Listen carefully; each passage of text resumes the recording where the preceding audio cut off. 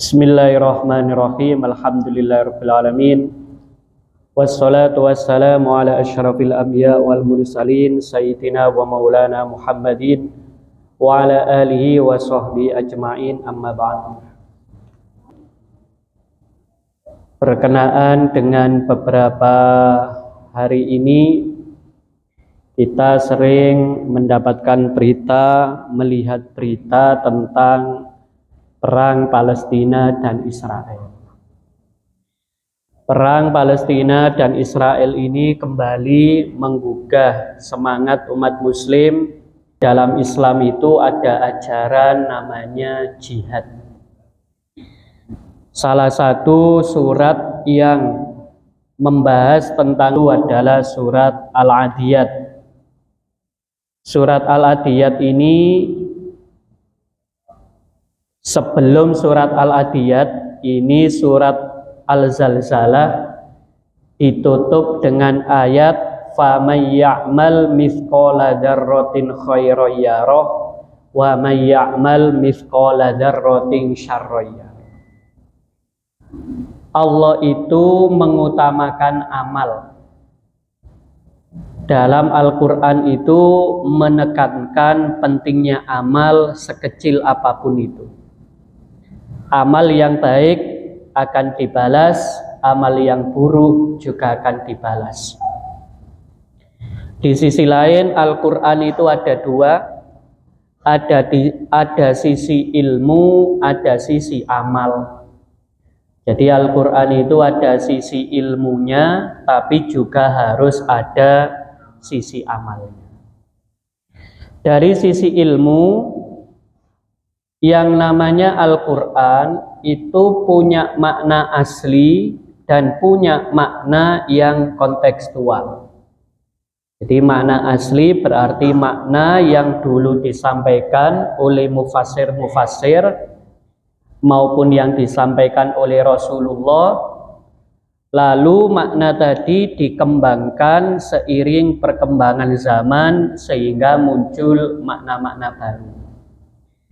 Misalnya surat Al-Adiyat, wal adiyati dhabha, demi sesuatu yang berlari kencang sembari mengeluarkan nafas yang terengah-engah.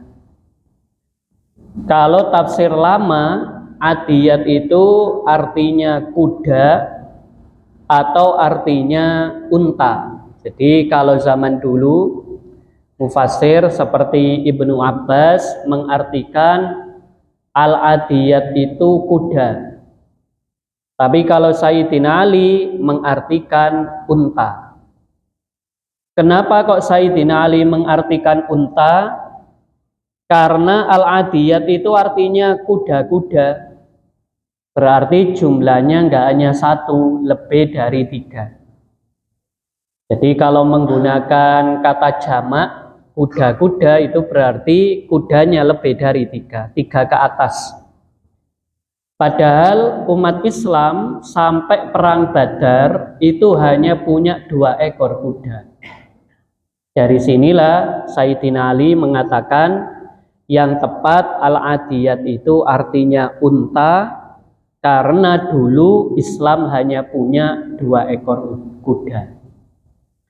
Tapi dari segi makna, kalau nanti digambarkan yang lain-lain, saking larinya cepat kok bisa sampai memercikkan bunga-bunga api, itu yang bisa melakukan adalah kuda. Dari sini maka mayoritas ulama mengartikan adiyat itu kuda perang. Ini makna. Mana kontekstualnya adalah segala sesuatu yang bersifat cepat. Kalau dulu kuda, lalu naik menjadi tank, sekarang naik menjadi pesawat tempur. Pokoknya semua perlengkapan perang yang dia itu bergerak cepat. Nah, ini namanya Al-Adiyat. Ini seakan-akan kita diajari oleh Allah yang namanya perang itu butuh alat. Yang namanya perang itu butuh teknologi yang salah satunya adalah cepat. Adiyat ini melesat sangat cepat, itu namanya adiyat. Sehingga oleh mufasir-mufasir modern, adiyat ini diartikan mulai dari tank, pesawat tempur, atau alat-alat yang digunakan untuk bertempur. Dan yang namanya alat tempur itu bukan untuk koleksi. Dobha ini artinya orang kuda yang sudah berlari sedemikian lama baru keluar suara karena sudah terengah-engah. Artinya apa? Yang namanya teknologi itu tidak dinilai dari koleksinya berapa, tapi dilihat dari fungsinya. Ini ada kuda yang tidak hanya dikandangkan, tidak hanya ditaruh di kandang, tapi dimanfaatkan untuk perang. Dan dimanfaatkan perang tadi karena dia sudah kerja keras, kudanya tadi mengeluarkan suara. Kita nyebutnya terengah-engah. Nah, terengah-engah itu baru terjadi kalau kudanya sudah berlari lama. Dari sini mufasir mengartikan apa yang bisa kita amalkan dari ayat ini. Yang namanya fasilitas hidup itu tidak dinilai dari koleksinya, tapi dari fungsinya. Nanti kita oleh malaikat mungkar nakir nggak ditanya berapa jumlah rumah kita, tapi yang ditanya apa fungsi rumah kita. Kita juga nggak akan ditanya berapa jumlah kendaraan kita, tapi yang ditanya adalah apa yang kita gunakan dengan kendaraan kita. Oleh karena itu para mufasir mengartikan jangan biarkan fasilitas yang kita miliki itu hanya sekedar menjadi koleksi. Jadi yang namanya fasilitas hidup harus menjadi aksi, harus menjadi amal. Baik itu rumah, kendaraan, gadget, laptop, apapun itu, semua fasilitas hidup yang kita miliki harus dobha, digunakan maksimal untuk kebaikan. Nah, kebetulan di sini baik diartikan kuda maupun unta sama-sama untuk ibadah. Kalau kuda dipakai untuk perang, kalau diartikan unta untuk ibadah haji atau umroh. Dengan demikian al-adiyat itu maknanya adalah semua fasilitas hidup yang difungsikan untuk kepentingan ibadah, itu namanya al-adiyat. Hadirin rahimakumullah. Fal muriyati qadha. Muriyat ini bunga-bunga api. Jadi sesuatu yang memercikkan api, di sini diterjemahkan mencetuskan api. Qadha itu gesekan. Jadi kalau ada gesekan batu dengan batu muncul bunga-bunga api. Biasanya yang sering kita lihat itu kalau besi dengan besi. Seperti kalau kereta api antara rel dengan kereta itu kadang memercikkan bunga-bunga api. Ini karena qadha artinya gesekan. Dulu karena kuda tadi berlari sedemikian kencang, karena itu sepatu kuda atau kuku kuda ketika bergesekan dengan batu muncul bunga-bunga api. Ini arti aslinya. Tapi kemudian oleh ulama diartikan fal muriyati qadha ini artinya menumbuhkan semangat, mengobarkan semangat. Kita saja kalau menumbuhkan semangat itu biasanya menggunakan istilah mengobarkan. Mengobarkan ini apa biasanya? Terkait api berkobar. Dan ini menunjukkan bahwasanya segala sesuatu itu di samping fasilitas, kita ini disuruh untuk punya semangat. Jangan kalah dengan semangatnya kuda yang dia itu larinya sedemikian kencang sampai-sampai muncul percikan-percikan api. Oleh karena itu dalam Al-Quran Hampir semua kebaikan itu bahasanya disuruh cepet-cepet, tidak boleh leha-leha, suruh cepet-cepet. Wasari'u ila maghfiratin, cepat-cepatlah beramal soleh yang ngundang datangnya ampunan Allah. Ada lagi fastabiqul khairat, lomba cepatlah dalam berbuat kebaikan. Malah yang ekstrim, fafirru ilallah, berlarilah kepada Allah. Jadi kalau dalam kebaikan ini untuk menunjukkan semangat itu cepat-cepat. Disinilah kenapa nanti di dalam ayat yang lain disampaikan salah satu penanda kemunafikan itu adalah kusala. Ada istilah kusala. Kusala itu berarti malas-malasan. Jadi innal munafikin yukhadi'unallah wa huwa khadi'um wa idza qamu ila sholati qamu kusala. Kusala ini malas-malasan. Hadirin rahimakumullah. Zaman sekarang banyak sekali yang tadi malas-malasan tadi. Jadi disuruh berbuat baik. Contoh yang paling sederhana, biasanya karena saya di dunia pendidikan, siswa itu kalau ngegame 1 jam itu kuat. Tapi kalau dengarkan guru itu 1 jam itu perjuangannya, nopo sering lah, Pak. Kadang mudah ngantuk, mudah males. Nah ini yang perlu diajarkan. Fal muriyati qadha, dibangkitkan semangatnya, lari cepat layaknya kuda-kuda perang. Fal mughirati subha, mughirat itu arti aslinya dalam. Jadi fal mughirat ini orang yang mampu menerobos ke pusat pertahanan musuh, itu namanya mughirat. Jadi kalau tadi kuda-kuda perang tadi lari cepat, setelah lari cepat fal mughirati subha, mampu menembus, menerobos pada musuh itu pada waktu subha, pada waktu pagi hari. Di sini diartikan mughirat sama dengan kata ghor. Ghorun itu artinya gua. Gua itu juga simbol sesuatu yang dalam dan cekung. Ketika di dalam surat Al-Mulk, surat Tabarok, nanti ada dalam surat Tabarok, di surat terakhir itu ada istilah ghaura. Ini dalam istilah surat Tabarok ada qul ara'aitum in asbahamakum ghaura. Ghaura ini danau yang sudah kering. Biasanya danau kalau sudah kering itu menunjukkan kedalamannya. Ghaurun, gua, itu juga bahasa Arabnya dalam tadi.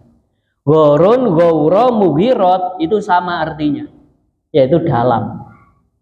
Sehingga fal mughirat di sini artinya orang atau kuda yang menyerang pada pusat, menembus pada pusat kekuatan musuh.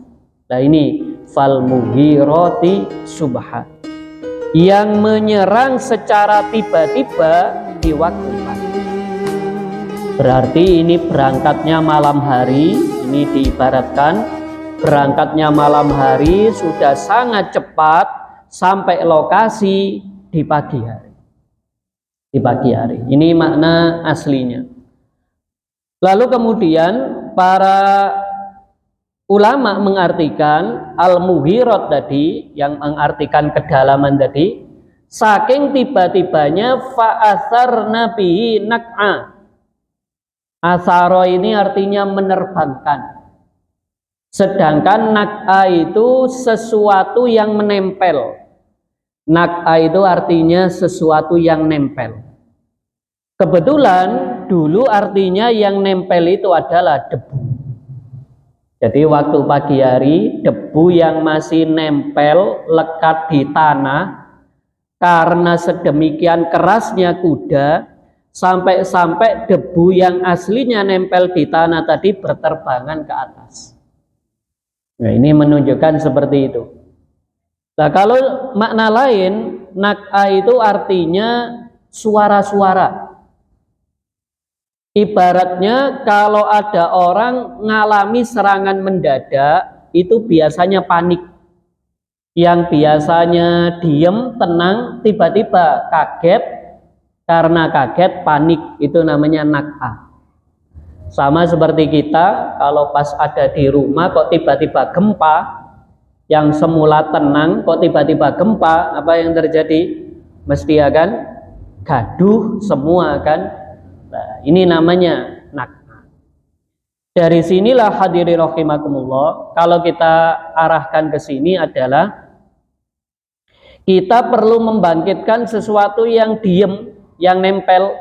Nak'a ini ibaratnya masyarakat yang pasif, mungkin anaknya, keluarganya yang pasif, yang biasanya tidak mau terlibat apa-apa, yang diam, yang malas, yang tidak mau berbuat apa-apa. Lah ini perlu dikobarkan semangatnya. Biar yang semula itu diem, tidak bergerak, bangkit. Nah ini maknanya. Salah satu yang bisa kita amalkan, kita memotivasi, mengubah masyarakat tadi atau keluarga kita yang semula adem ayem, tenang-tenang, dalam zona nyaman, dimotivasi agar bangkit. Nah ini mirip sama yang dialami oleh Rasulullah dulu, ya ayyuhal muzammil dan ya ayyuhal muttatsir. Yang dulu tenang, diam, disuruh bangkit. Nah ini fa'asarna bihi nak'a, fawasatna bihi jam'an. Setelah kuda tadi menyerang, maka sampai pada kerumunan musuh. Jam'a ini artinya sekelompok musuh, nembus sampai pada pusat kekuatan musuh. Lah apa yang terbayang dari 5 ayat ini? Yang terbayang adalah kehebatan kuda. Kuda ini yang sedemikian berani, gagah berani, dia itu menyerang musuh sampai ke pusat kekuatan. Dan kuda-kuda tadi siap mati. Nah, disinilah yang akan menjadi muqaddimah inti dari surat ini. Dalam ilmu tafsir ada istilah bahwasanya kalau kita ingin tahu inti dari ayat Al-Quran, intinya itu ada di tengah. Jadi kalau surat Al-Adiyat ini ada 11 ayat, berarti intinya ada di ayat ke-6. Kalau nanti surat Wal Asri ada 3 ayat, maka intinya ada di ayat kedua. Sama nanti bisa dilihat pada semua surat. Kayak surat Tabarok itu jumlahnya ada 30 ayat, berarti intinya pada ayat 14, 15 atau 16. Di situ intinya. Nah, karena jumlah surat Al-Adiyat ini 11, maka inti surat ini ya ke-6 ini. Innal insana li rabbihi lakanud. Hadirin rahimakumullah. Tadi digambarkan kuda. Kuda itu apa? Kuda itu simbol binatang yang liar. Sehingga kalau manusia itu kanut, diibaratkan seperti kuda yang liar. Padahal seliar-liarnya kuda, kalau dia diservis oleh majikannya, dikasih rumput, dikasih minum, dirawat dengan baik, kuda tadi itu jadi taat setaat-taatnya kepada majikannya, sampai rela diajak perang, siap mati demi majikannya. Ini kuda yang hanya dapat fasilitas rumput, makanan, minuman, itu saja siap mati demi majikannya. Maka kita di sini innal insana li rabbihi, Kenapa manusia itu kok kanut kepada Tuhan yang merawatnya? Kok kalah sama kuda? Kita saja nanti bisa ngecek, coba cari kucing. Kucing coba diservis 1 bulan. Dikasih makan, minum 1 bulan saja, nggak usah lama-lama. Apa yang terjadi pada kucing itu? Manut. 1 bulan saja nopo? Manut, padahal dikasih makan cuma 1 bulan, manutnya sudah sedemikian rupa. Lah kita ini oleh Allah sudah dirawat mulai kecil, bukan hanya saat kita lahir, bahkan ketika ada di perut oleh Allah sudah dirawat. Di dalam perut kita dirawat, waktu lahir dirawat, sampai hari ini kita dirawat. Lah perawatannya Allah itu enggak hanya urusan makan. Yang membuat hari ini kita punya ilmu ya dari Allah. Yang membuat hari ini kita punya posisi jabatan ya dari Allah. Yang membuat hari ini kita punya keluarga, suami, istri, anak, orang tua, itu juga dari Allah. Yang membuat kita hari ini punya fasilitas hidup, kendaraan, rumah, sandang, pangan, semua itu juga dari Allah. Jadi kalau kita full service, itu ternyata kita kanut. Hadirin rahimakumullah. Kita saja kalau nyuruh anak kita, nak tolong saya belikan pulsa. Kok anak nggak mau, apa perasaan orang tua? Marah, jengkel, padahal cuma paling ngasih fasilitas hidup hanya sekian itu jengkelnya luar biasa. Padahal anak hanya disuruh sekali, nggak taat. Loh, bisa kita bayangkan, kanut itu artinya sering. Hadirin rahimakumullah. Karena ini menjadi inti dari surat ini, maka yang pertama ingsan. Ingsan itu ditafsiri artinya ada 2. Bisa yang dimaksud adalah orang kafir, bisa yang dimaksud manusia secara umum. Tapi pada dasarnya kalau kita amati Al-Quran, kalau nyebut kata insan itu berarti membahas manusia yang oleh Allah dikasih 5 fasilitas. Kita ini oleh Allah dikasih 5 fasilitas. 1 dikasih fitrah, 2 dikasih hati, 3 dikasih akal, 4 dikasih nafsu, 5 dikasih panca indera, anggota tubuh. Oleh karena itu, orang disebut kufur nikmat itu kalau 5-5-nya tadi nggak fungsi. Ada orang sudah oleh Allah dikasih hidup, tapi fitrahnya tertutup sehingga dia jadi kafir, nggak mau mentauhidkan Allah. Nah ini juga disebut kanut. Orang yang kafir itu kanut. Yang kedua, ada orang yang hatinya oleh Allah dikasih hati, ternyata isi hatinya adalah isi yang buruk, sombong, ujub, hasud, suudzon, banyak sekali. Maka orang-orang yang punya penyakit hati itu juga disebut kanut. Termasuk yang paling khusus di sini adalah kikir. Ini kalau kita cari tafsir kanut dalam hadis itu ini. Dalam hadis itu ada apa menurut Rasulullah kanut itu? Ini contoh sederhana. Kanut menurut Rasulullah adalah alladzi yadribu abdahu wa yamna'u riftahu wa ya'kulu wahdahu. Ini nanti ada di sini. Jadi dari Abu Umamah, dari Nabi, ketika ada Rasulullah saat itu disebut tentang kanut, lalu Rasulullah komentar seperti ini. Siapa yang dimaksud kanut? Alladzi ya'kulu wahdah, kalau makan sendirian. Wa yamna'u rifdah, tidak mau bonceng orang lain. Wa yatribu abdah, dan memukul budaknya. Ini makna dulu. Nah, kalau kita kembangkan sekarang, kapitalis, ya'kulu wahdahu, kapitalis. Kalau bisa yang kaya saya saja, tetangga ndak usah. Kalau bisa yang juara anak saya saja, anak tetangga nggak usah. Itu model-model kanut. Ingin mendapatkan semua nikmat hidup terkonsentrasi ke dirinya, orang lain tidak perlu merasakan.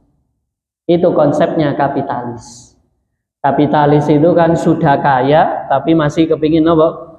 Memperkaya diri. Kalau bisa nutupi rezeki tetangga dan yang lain-lain. Nggak penting. Yang penting pokoknya saya kaya. Itu model kanut. Ini berarti apa yang kena penyakitnya? Hatinya tadi. Bakhil tadi. Lalu yang kedua, wayam na'urifdahu, tidak mau kontribusi. Padahal orang kalau punya kendaraan, numpang itu sama sekali tidak akan mengganggu. Tapi karena saking tidak maunya, itu wayam na'urifdahu. Kalau sekarang bukan numpang kendaraan saja, numpang wifi, itu termasuk. Itu apa? Sesuatu yang kita seandainya digunakan oleh orang lain, tidak sampai menghilangkan hak-hak kita. Itu juga tidak mau berkontribusi. Sama ini, bertindak sadis, kejam, wayat ribu amda, sewenang-wenang kepada bawahan, sewenang-wenang kepada pegawai dan yang lain. Ini contoh penafsiran dari Rasulullah Shallallahu Alaihi Wasallam. Jadi ini orang yang tertutup hatinya. Ada lagi yang tertutup itu akalnya. Bisa jadi dia itu tidak mau belajar. Kalau dinasehati, dia tidak mau. Nah, ini padahal kita tahu di dalam hadis, salah satu yang kalimat yang paling dibenci oleh Allah adalah kalau kita dinasehati orang lain, takwalah kamu kepada Allah, lalu kita jawab, urusi saja urusanmu sendiri. Wah, itu komentar itu dianggap komentar yang dibenci oleh Allah Subhanahu wa Ta'ala. Ini berarti akalnya yang tertutup. Bisa jadi nanti yang tertutup nafsunya. Karena nafsunya yang tertutup, dia sudah nggak peduli lagi apakah rezeki yang dia peroleh itu halal atau haram. Ini berarti sudah tertutup. Termasuk panca inderanya tertutup. Nah, ini berarti tidak mau, matanya tidak lagi dipakai untuk kebaikan, tapi untuk kemaksiatan, telinganya, lisannya, dan yang lain-lain. Hadirin rahimakumullah, kanut, ini kata kuncinya yang kedua tadi ihsan, yang kedua kanut. Kanut itu banyak sekali tafsir. Ini sedikit saya sampaikan tafsirnya Lakanut dalam kitab tafsir Al-Mawardi. Mungkin nanti bisa dicek lagi. Innal insana li rabbi lakanut oleh Imam Al-Mawardi itu artinya banyak sekali. Nomor satu adalah kafur, kufur nikmat.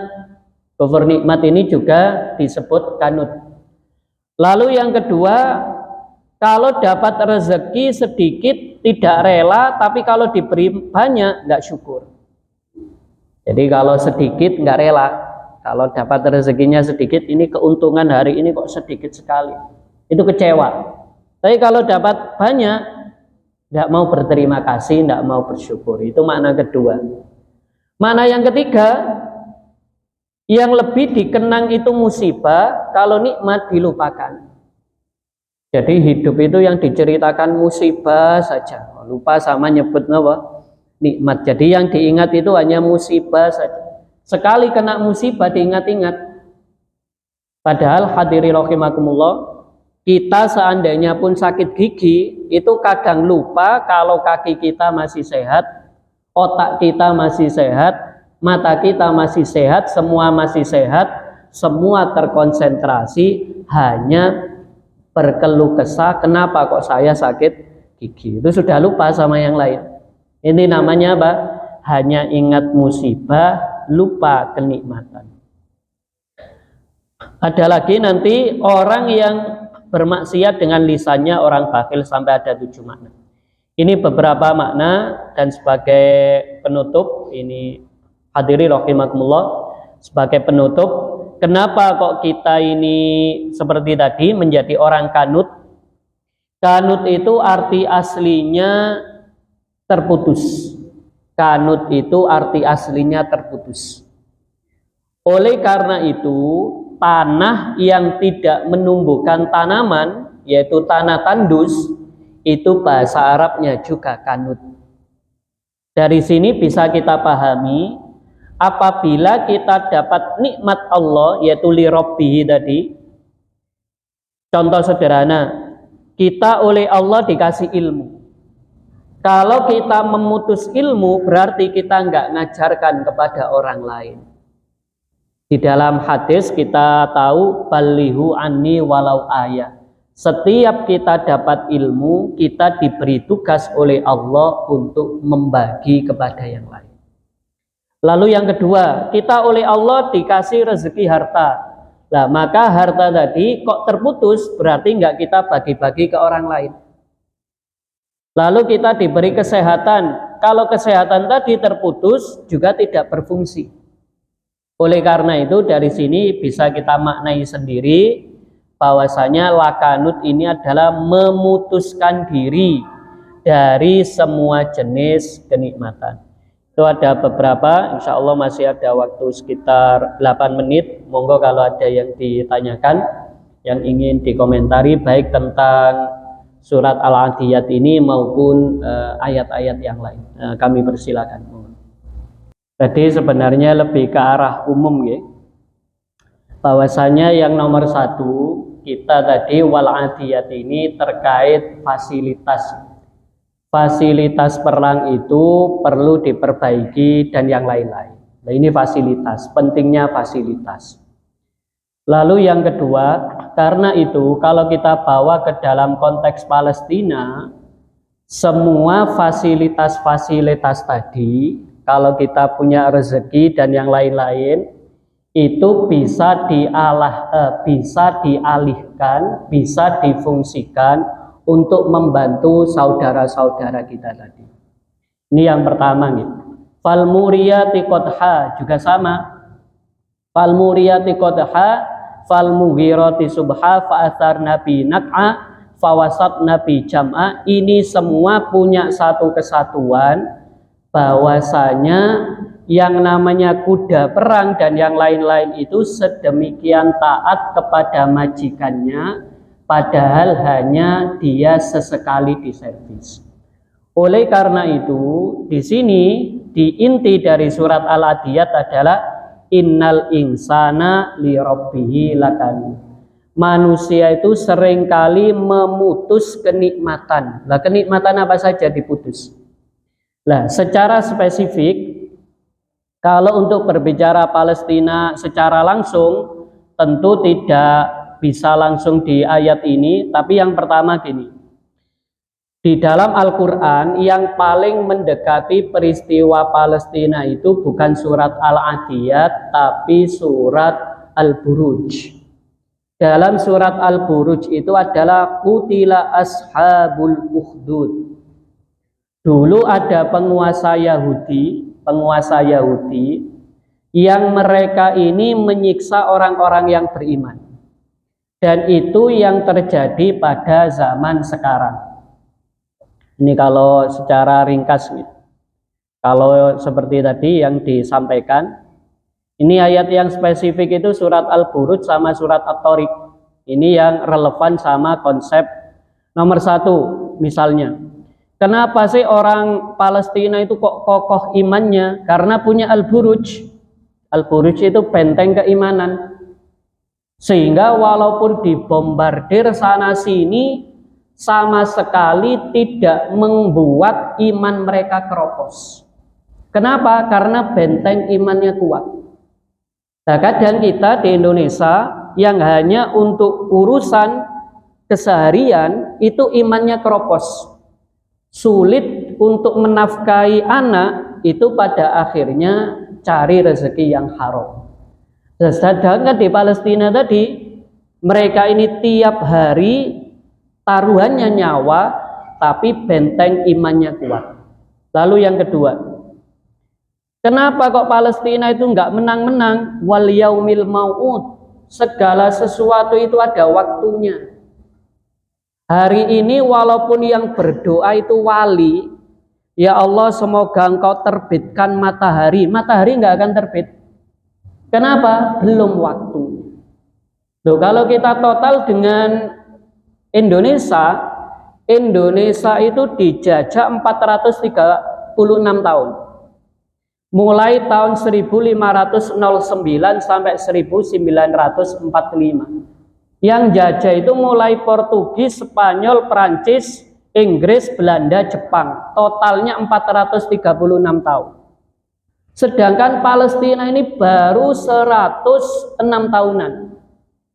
Kalau dibandingkan dari pengalaman Indonesia, jauh lebih lama Indonesia. Indonesia ini lama untuk merdeka.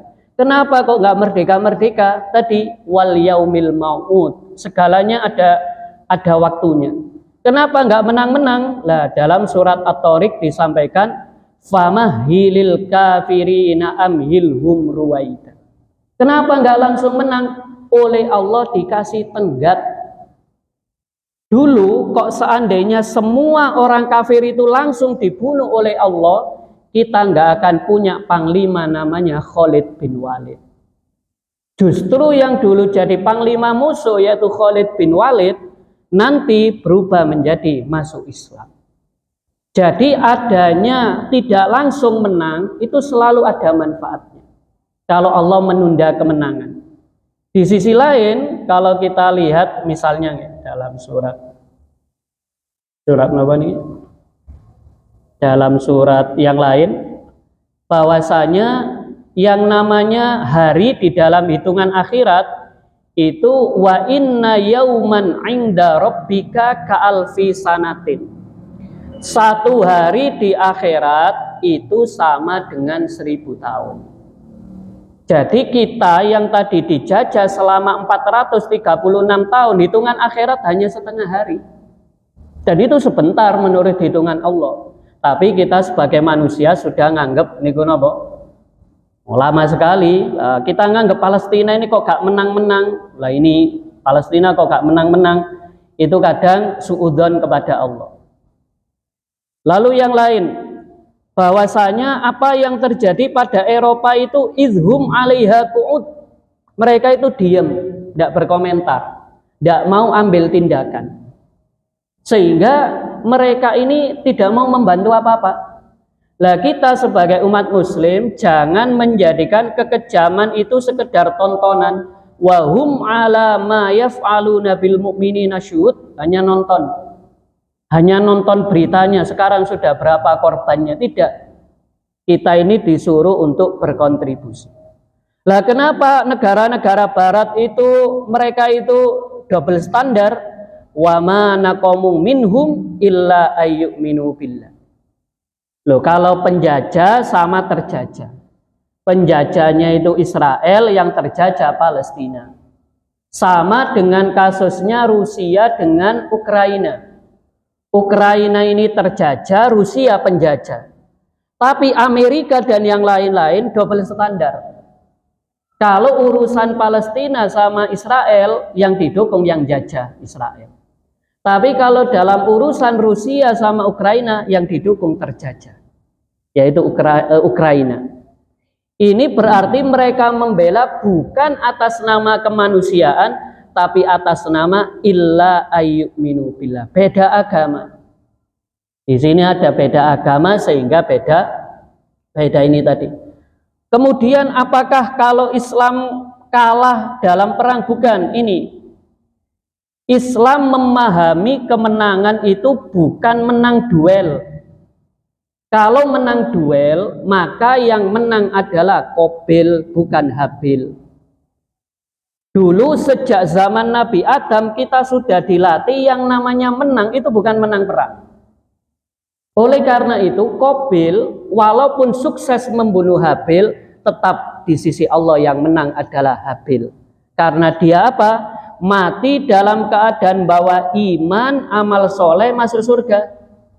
Dzalikal fauzul kabir. Ini kemenangan dalam pandangan Islam. Oleh karena itu, di dalam ayat yang lain nanti ada kata seperti ini ya. Ini motivasi jihad kalau di dalam Al-Quran. Qul hal tarabbasuna bina illa ikhdal husnayain. Orang yang jihad itu pasti menang. Kenapa pasti menang? Kalau mati dalam keadaan syahid. Kalau menang berarti negaranya merdeka. Sehingga orang yang berjihad tadi, kembali ke makna awal, kemenangan dalam Islam itu bukan menang perang, bukan. Tapi siapapun yang dia membawa iman, amal soleh dan masuk surga, itulah kemenangan yang terbaik. Dan nanti inna batsya rabbika lasyadid, pasti nanti akan muncul hal ataka haditsul junudi fir'auna wa samud.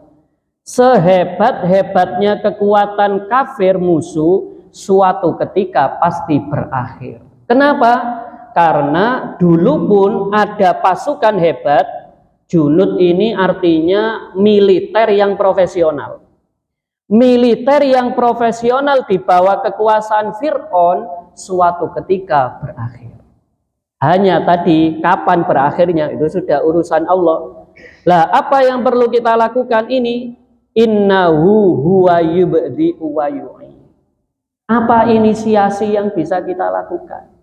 Kita niru Allah, Allah punya sifat al-mubdi, menginisiasi. Loh, sekarang apa yang kita inisiasi? Yang kita inisiasi itu apa?